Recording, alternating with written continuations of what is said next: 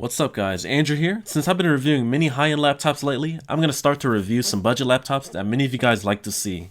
And this is the Toshiba Satellite C55-B5100. This 15-inch notebook retails for $229 US and it features an Intel Celeron N2840, 4GB of RAM, and a 500GB hard drive. This laptop is mainly aimed at someone who wants a budget laptop for basic productivity, and maybe even some light gaming. Let's go ahead and see if this laptop is worth picking up. The design is pretty basic, with plastic surrounding the entire laptop. The top plastic lid does seem to attract fingerprints, so keep that in mind.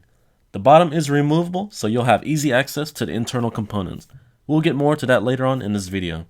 Now the weight comes in at 4.85 pounds, and its thickest point is just over an inch. There is some keyboard flex on here, but that is expected on a $229 laptop. Now let's take a look at the ports here on the left side of the laptop. Here goes your AC charging port, Gigabit Ethernet port, USB 2.0 port, headset microphone jack combo, and your DVD drive. On the right side, you got your security lock slot, an exhaust port, VGA port, a full-size HDMI port, an additional USB 2.0 port, and a USB 3.0 port. And before you freak out, the SD card reader is located right in the front. Now let's see how far it sticks out. Wow, that does stick out quite a bit. You get a standard full-size keyboard with a 10-key numeric keypad. I was actually surprised how well these keys felt. The key travel is adequate, and the tactile feedback is good. The only complaint I had was how small the spacebar was. However, I did not have any issues typing on this keyboard. Another nice bonus on this laptop is the LED notification for the caps lock key and the number lock key. You don't see many budget laptops with this feature.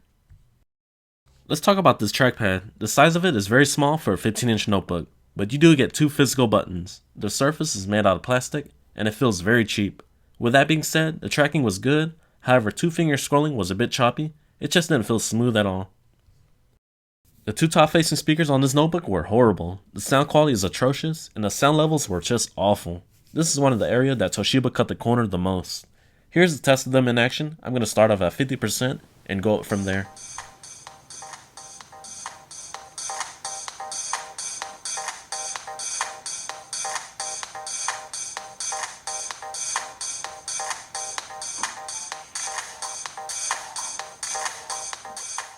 Next up is display performance. This laptop is rocking a 15.6-inch Samsung TN panel with a resolution of 1366 by 768.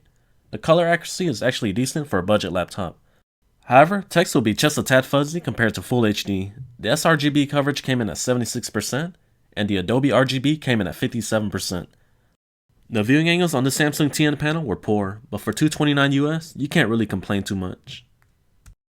For a budget laptop, you're getting a decent Intel Celeron processor based on the Bay Trail architecture, unlike some other budget laptops, which has the AMD E1-2100, which only has a base clock speed of 1 GHz with no turbo. The base clock speed on the Intel N2840 is 2.16 GHz with a turbo boost up to 2.58 GHz. For basic apps like web browsing, Netflix, email, and word processing, this CPU was fairly quick for those kind of tasks. Let's take a look at some Geekbench 3 performance scores. For the single core score, I got 1033, and for the multi-core, it came in at 1810.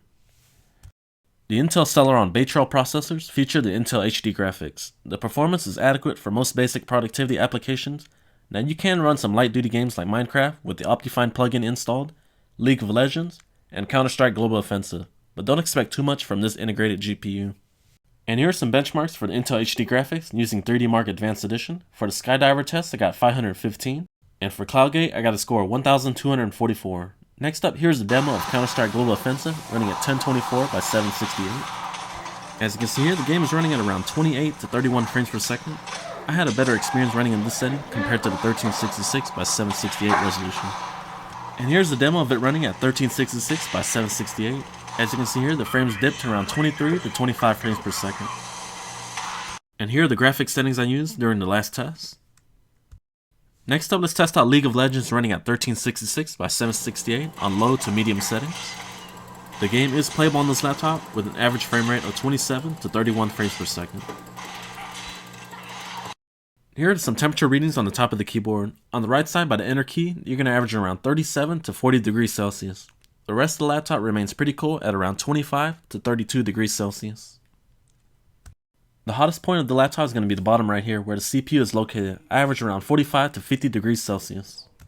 and the surrounding areas averaged around 28 to 38 degrees Celsius.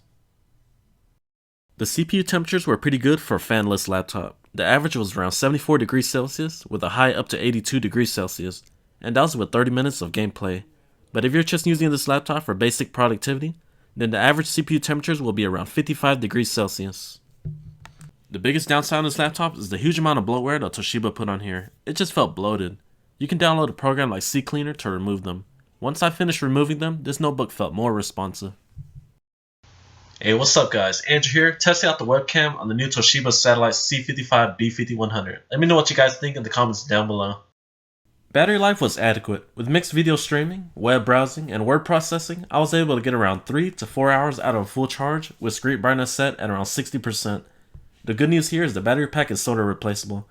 You will have to carry a Phillips screwdriver with you though, since the battery pack is screwed down with 2 screws. Alright, let's go and take a look at the internal components of the Toshiba C55-B5100. First up on this list is the 500GB Toshiba hard drive running at 5400 RPM. The speed on this drive was okay, but I would highly recommend upgrading it to a 7200 RPM hybrid SSD drive or an SSD. Followed by your 1 DIMM slot for your RAM. This model features 4GB of RAM but can be easily upgraded to 8GB. Wi-Fi performance from the Theros wireless card was a bit disappointing. When I first used this laptop, I did occasionally have issues with the connection dropping. I would have to restart the laptop to regain connection. Maybe I had a bad wireless card, who knows. Lately, my online Counter-Strike matches has been solid, but the good news here is this card can be easily swapped out to a better one. So let's get to the conclusion of this laptop. If you are in the market for a budget laptop to check email, browse the web, and watch Netflix, then the Toshiba C55-B5100 is a solid choice. For $229, you get a decent Intel Celeron processor that is adequate for many basic applications and even some very light duty gaming.